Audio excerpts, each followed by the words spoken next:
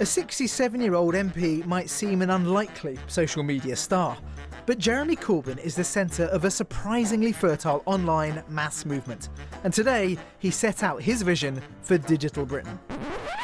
As part of Labour's plans for a universally accessible national education service, we'll create a free-to-use online hub we're calling an Open Knowledge Library, a digital repository of lessons, lectures and curricula.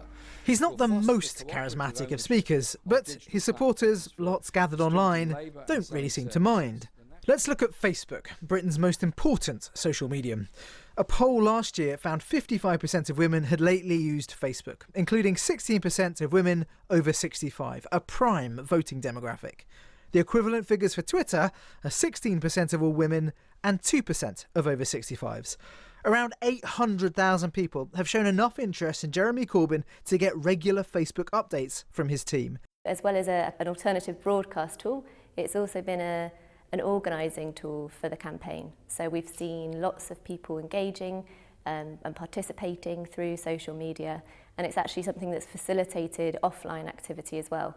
So that's how we've been able to get huge numbers at meetings and rallies. We've mobilised lots of volunteers to join in and participate in the campaign. The official campaign is just a small part of the Corbyn online fan ecosystem. Jeremy Corbyn has a massive presence on Facebook with hundreds of thousands of followers, which is run by his campaign. But separately, run just by activists or by individuals who make images and then share them, are all these smaller groups. And essentially an image might take hold on Facebook and within 24 hours be seen by far more people than the official Facebook page without the official campaign ever organising it. And even if the campaign went away tomorrow, those sort of images would still be produced. Here's an example, and like lots, it's a bit unfair. It compares the expenses of an MP who can cycle to Westminster from his constituency to one from Wales. Team Corbyn has already found itself having to answer for the views and arguments of some rogue supporters. The fact that a lot of the content created in the name of the Corbyn campaign isn't actually controlled by them can cause them some problems. For example, at the moment, the campaign is trying to distance itself from the work of The Canary, a publication that's online and pushes often conspiracist accounts of the news. Where's this all come from then? This expert thinks it may have its roots in Labour's unfocused online election campaign in 2015.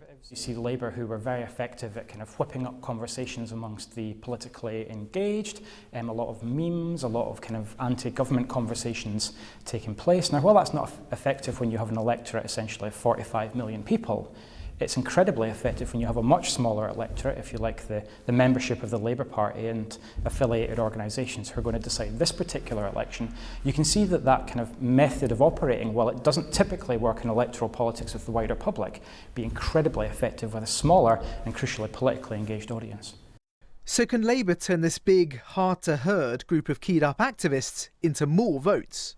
From my experience with the Obama campaigns and organisation that both won a primary and two general elections, you need to both have the grassroots energy, but also the organization and the data and the context to make it meaningful in an electoral context. And so to be able to merely create the space for energy is one thing, but to be able to marshal it towards the ends where you can produce an electoral outcome is something else. And it remains to be seen if the scale and capacity of the Corbyn side is going to be able to do that. The Corbynosphere utterly dominates Labour's internal elections. So far, though, it's had no visible success peeling off swing voters from the Tories.